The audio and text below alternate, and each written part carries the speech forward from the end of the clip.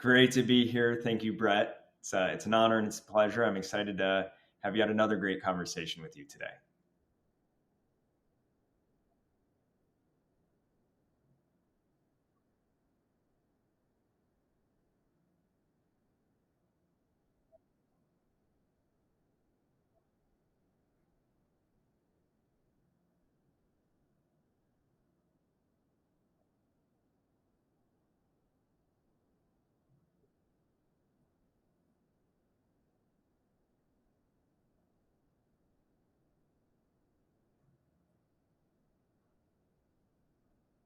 Yeah, great question. Uh, funny enough, I grew up a big PC guy. I won an iPod in a raffle. I liked it.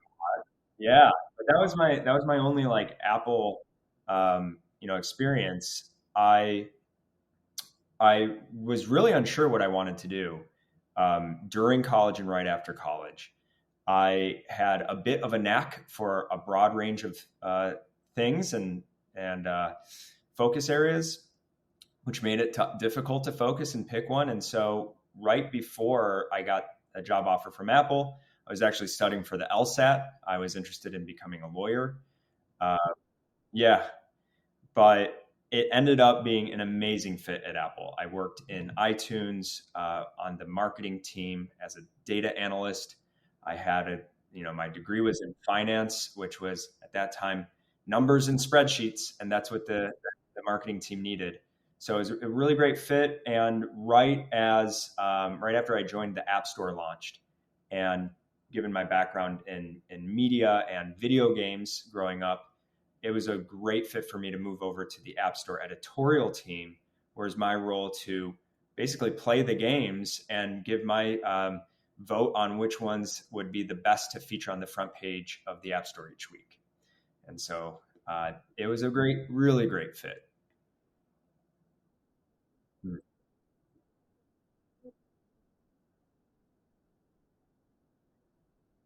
I had no idea what it even was. So I grew up playing sports. So very much into performance. I was a wrestler on our wrestling team in high school. We won states. So high performance, high achievement. I was an academic all star in high school. I got a scholarship in college. I did. Let's say I had as much fun as I did studying, and that's to say I did both of those to the max. And but I never learned about mindfulness. It was only after I left Apple that I had a chance occurrence, which introduced me to it.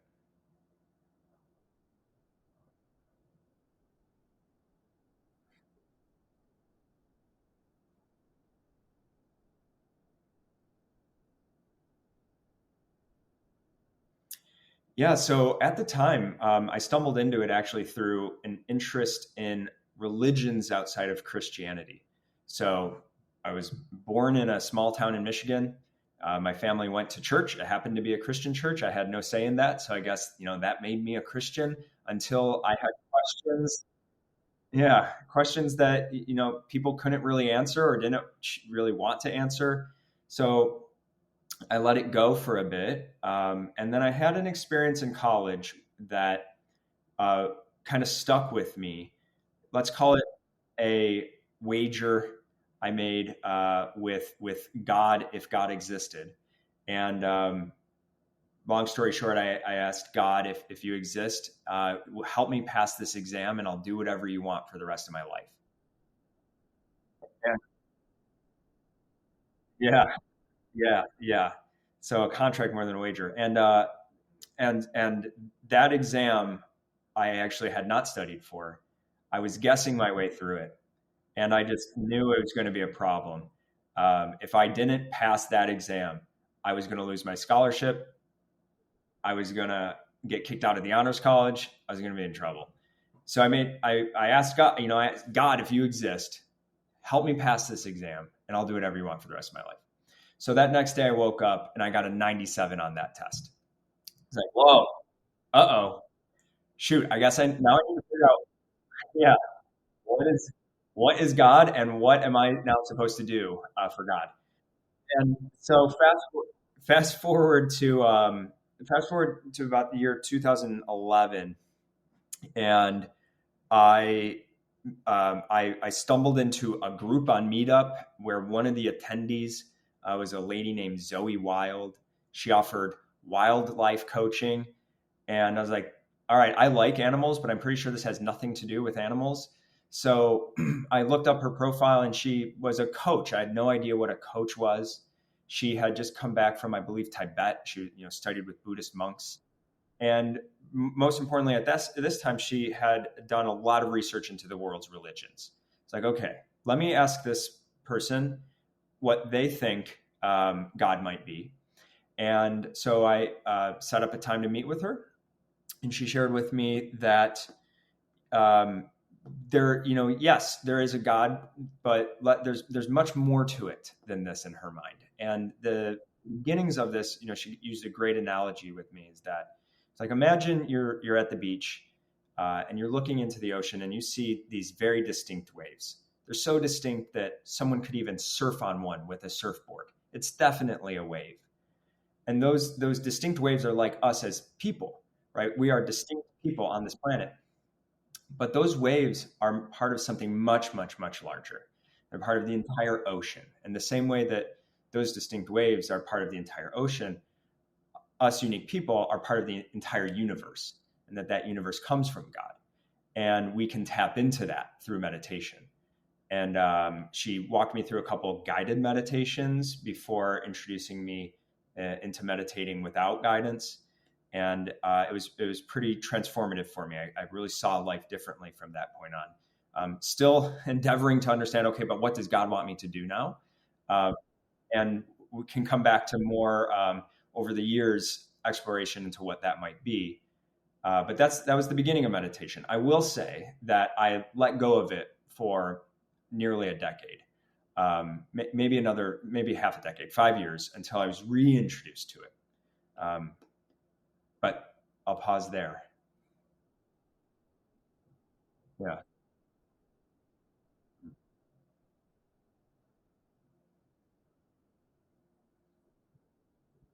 Mm, mm, mm,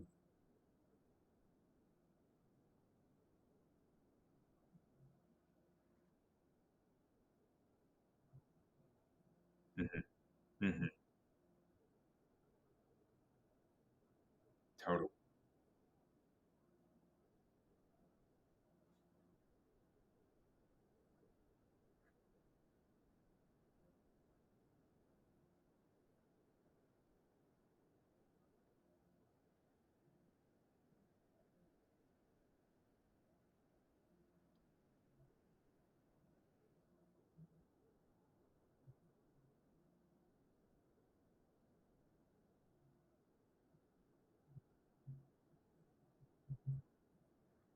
Yeah.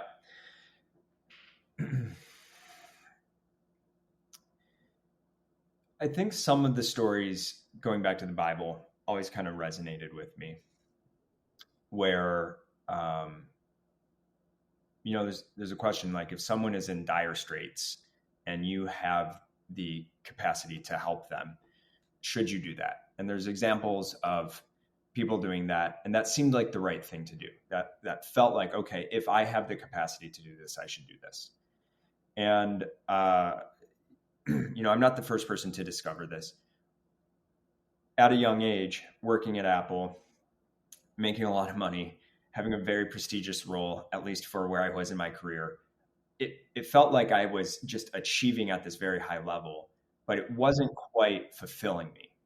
And that I left Apple to embark on my first startup, which was an app to help people look up nonprofits so they could donate from their smartphone.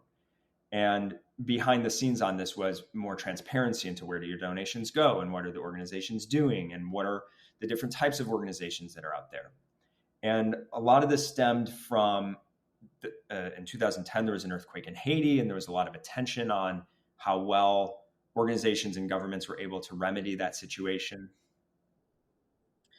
And other experiences, I traveled to Brazil when I was younger, and just the dramatic difference between people living in incredible mansions right next to slums of people that were, so poor they almost didn't have clothes. And just realizing like, wow, that there's something in about life that feels a little bit off to me. So when I ended up shutting that down, and I'll fast forward to say I worked at ESPN for a while. I built more products, and then I went to an app design and development agency, building more digital products. And while I was there, the leadership team was really kind. They offered to let me work with an executive leadership coach. And this individual had a slightly different take on coaching.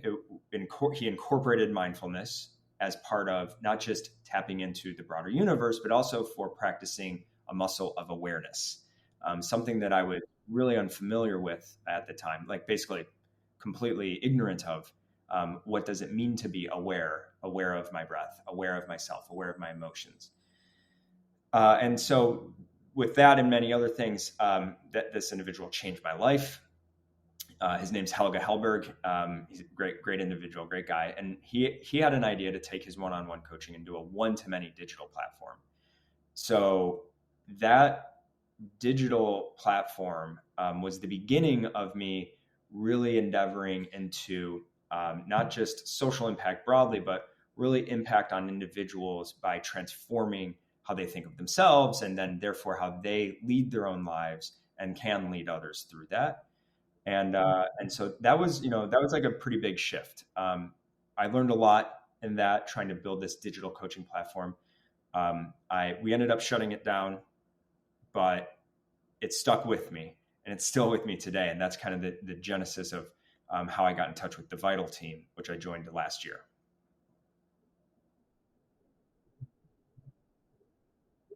Yeah. So we'll come back to the vision. What it does today is pretty revolutionary. It is way ahead of its time. The original co-founders were the very first in the world, at least that we're aware of, to combine several new AI technologies, including the ability to take text, like from an output, like a script, and turn that into a voice, and then to create text based off of inputs into a large language model like ChatGPT.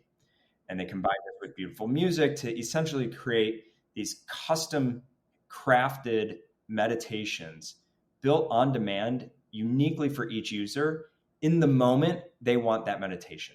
So anytime you want a custom meditation, you tell it what you want.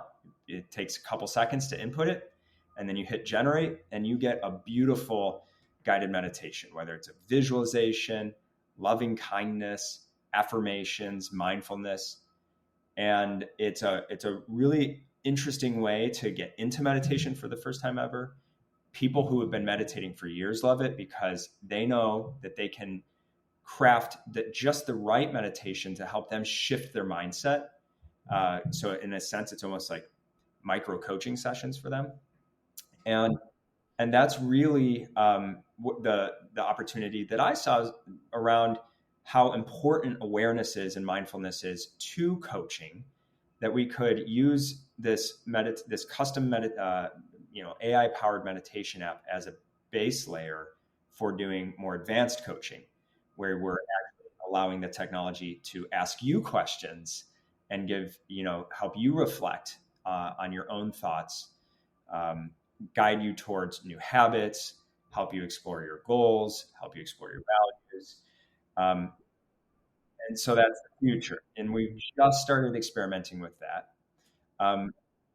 And as you know, but probably great for others to know, is we have a strong belief that we don't want this app to replace the great meditation teachers that are out there, the great coaches that are out there. In the future, we could see this moving into a world of therapy and beyond. We really want Vital to augment the work that great professionals like yourself are already doing in the world. And so that's why we're really kind of shaping it as almost like a marketplace where you can select from a range of voices. These voices are the voices of actual individuals that we have cloned with this technology. And so today, not only can you hear different voices for each meditation, But soon you'll be able to have a slightly different experience depending on the voice that you engage with. And as we continue to work together with our coaches, we'll offer the ability for the back and forth sessions to be really built around the philosophies and the frameworks and the methodologies of each coach that we partner with. So it's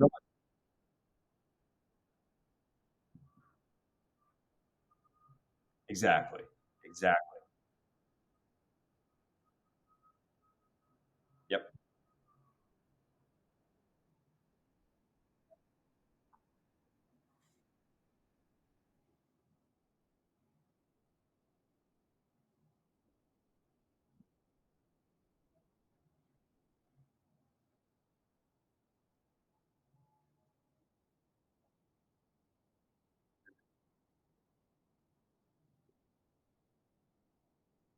Right.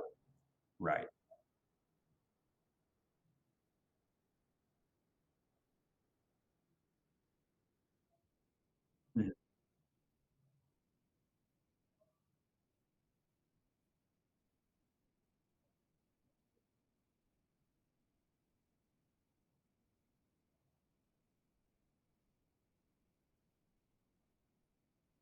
Mm-hmm.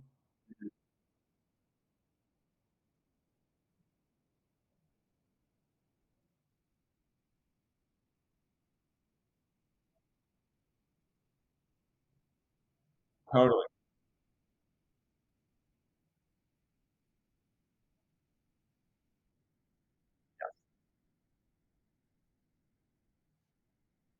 Yes.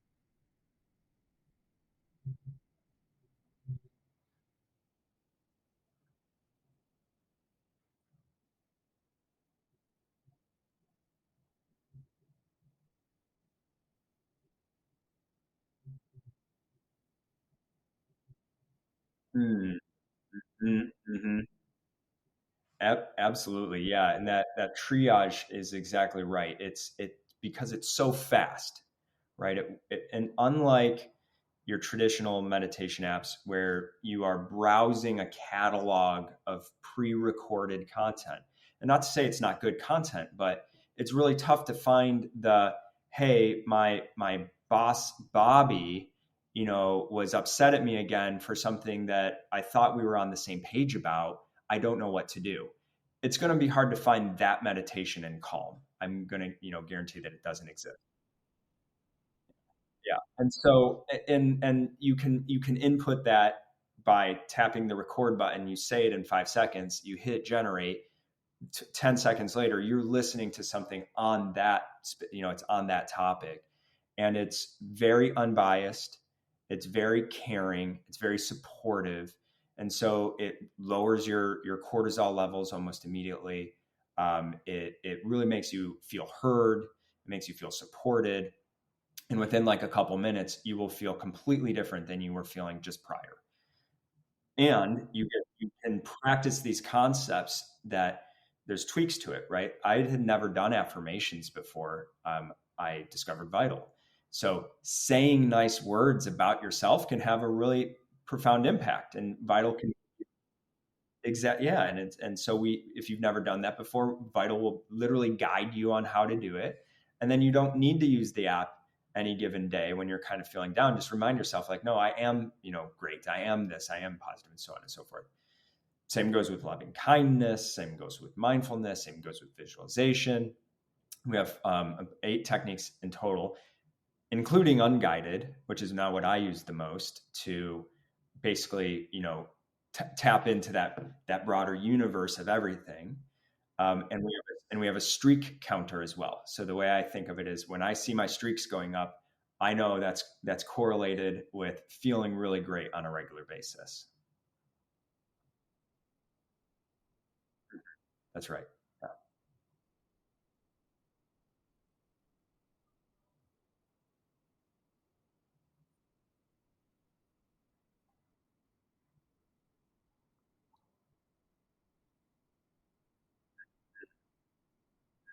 Mhm.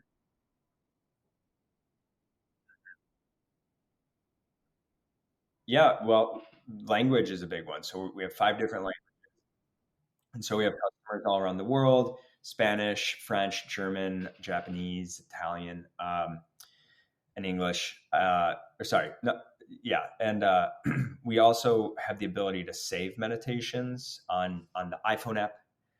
We have, for Android users, we have a web app version, and with that one, you can share meditations with your friends, um, and and much more on the way. Much more on the way.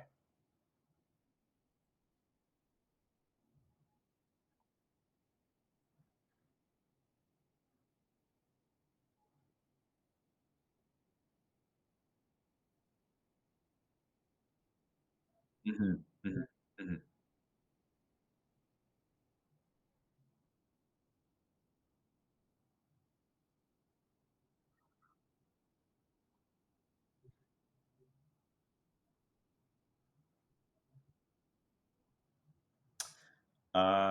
Well, I say you should be because we're stealing all your information.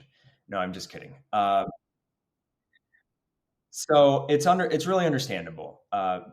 Be, if you're not in tech, if your career has not been in technology, AI can be a pretty broad term. Does that mean robots? Yes, it does. Right? Does that mean back end analytical systems to predict what movie to put in front of you to watch next? Yes, that's also AI.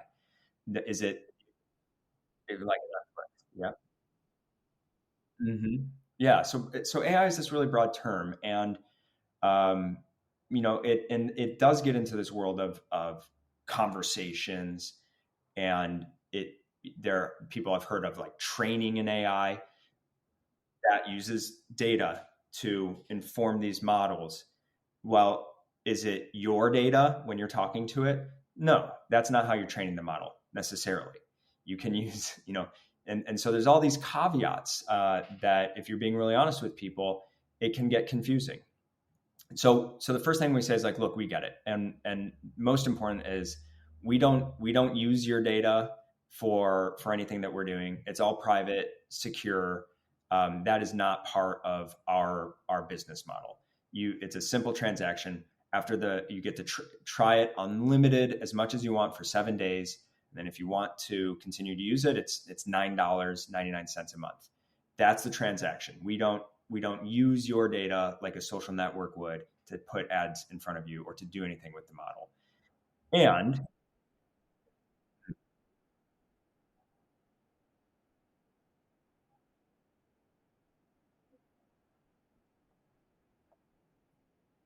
no,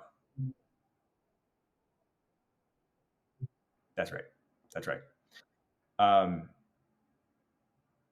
and there was another piece I was going to share, but then there's people have a little bit of hesitation around just the philosophy of should I let a robot give me a meditation? No, it's only for humans, and I get that as well. It's like, yes, it would be great if you had your own personal human with you at all times to give you your personal. That is better. That would be great, but you can't always have Brett Hill with you to walk you through whatever you're working through at 2 a.m. in the morning. So and then you do, and then you do. That's right. Yeah. Yes. Yeah. A big fan favorite, for sure. So this happened last night. I was actually at a birthday event, and several of the people there are coaches themselves, and just got on the topic of AI, and I shared with them that I have this app, and there was certain hesitation, if not um, outright disdain for the concept. It's like, I'm not going to try to sell you on it, but would you like to hear it? And so we did a meditation, and um, I think we turned the person who is most against it into the biggest fan within just a couple. Yeah. Yes.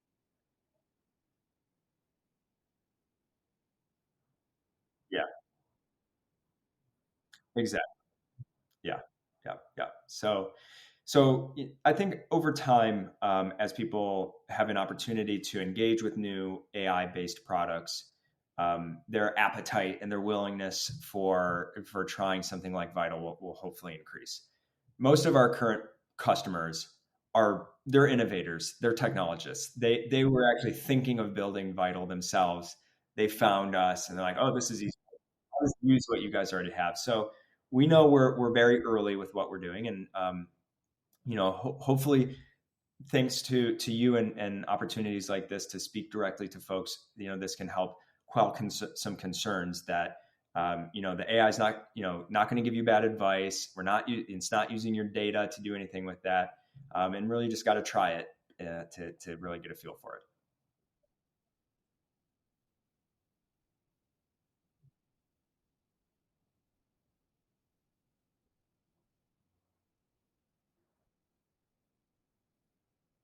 Mm-hmm.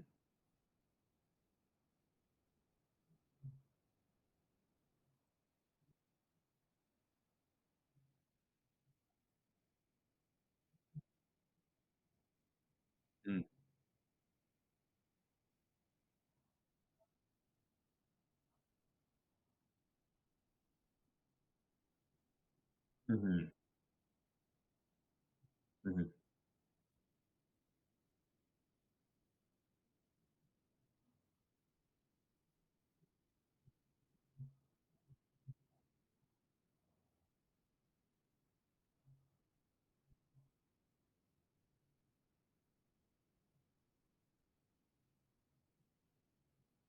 Yeah,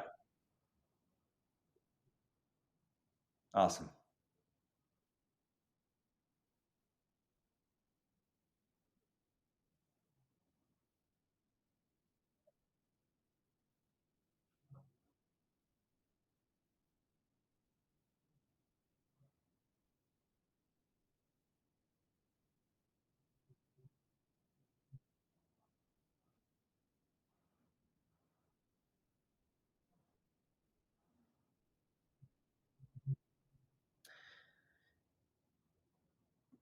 Hopefully, at a bare minimum, it serves as a really great eye opener into the world of coaching, which is to say, uh, I think, especially in America, so many people kind of assume if I've heard what I have from my parents and I heard what I have from my teachers, I kind of know everything I need to know.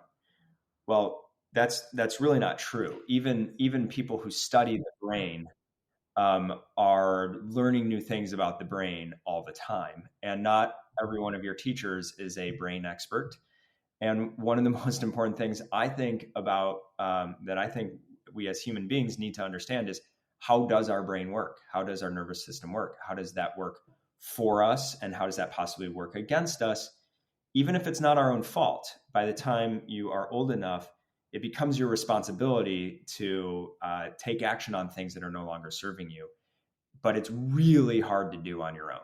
That's where a great coach can sit with you, get to know you, and start to get a feel for what questions can they ask you to help you illuminate in your mind what's maybe working and what's not working and possibly why, and then to continue to pull on that thread to get you to a point where you're kind of choosing new ways of responding and thinking and acting and behaving over time to really transform your life. That to me, I think, is something that every single person on the planet should have access to. And the problem is there's just not enough people like you, Brett. There are just not enough intuitive, great coaches. Well, and so that's why we want to create a stepping stone, because the other challenge is even if you know of a great coach, not everyone can afford a great coach, or they're not sure if they want to make that leap. And so being able to have a bit of an experience with an AI version of a great coach before going into the one-on-one, that's what we hope to do. And so by this time next year, yeah, thank you. And so by this time next year, we're going to have more voices. We have three new ones on the way that are joining soon. We'll probably have another 10 to 20 actual coaches on the platform next year.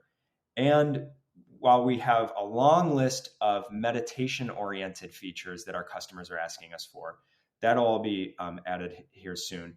The next big thing that we'll likely be working on next year and hopefully launch by this time is a more of a conversational interface that really remembers what's important to you and helps to kind of illuminate your understanding of yourself, your values, your goals, the habits you want to have, and with that can help you identify areas where maybe it's in the family pillar of your life or the financial pillar of your life.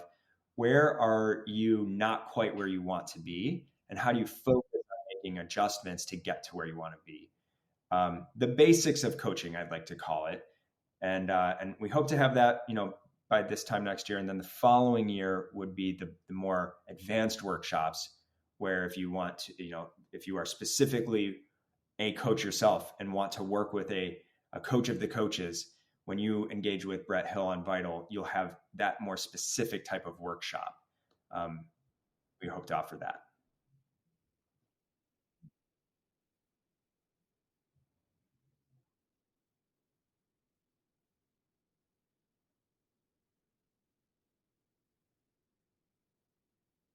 Mm-hmm.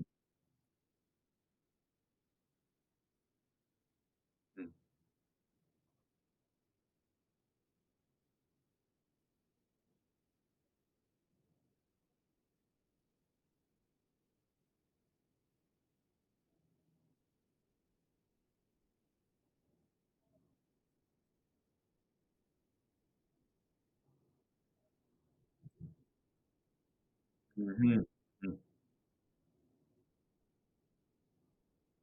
Right.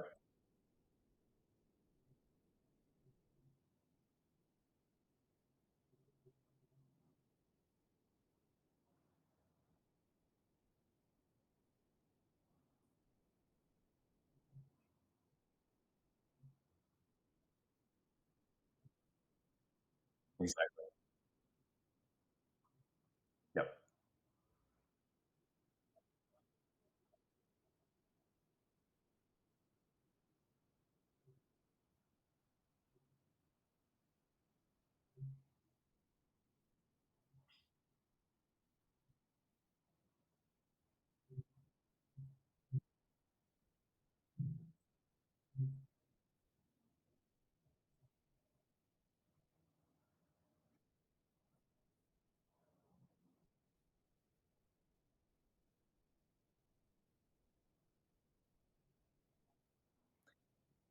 Well, thank you, Brett, not only for being a part of Vital, but also just plugging a couple of my friends that I know have also worked with you directly and the great things that they say about working with you. It's encouraging for me to recommend you to people in my network and to know that people have such glowing reviews. So you're a great human being. I am very appreciative of you and what you do, and I'm really excited for what the future holds for both of us.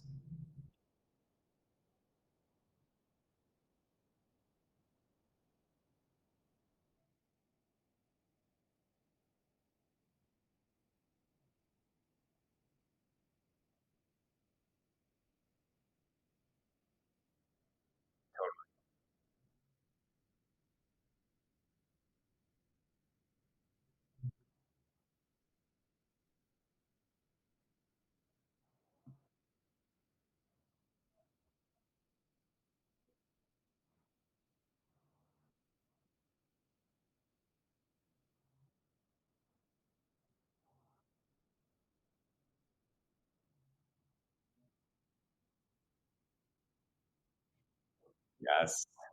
Yes.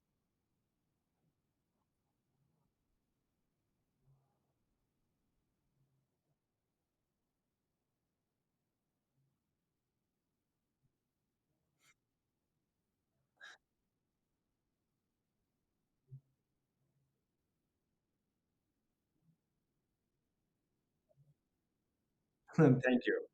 I hope so. I hope so.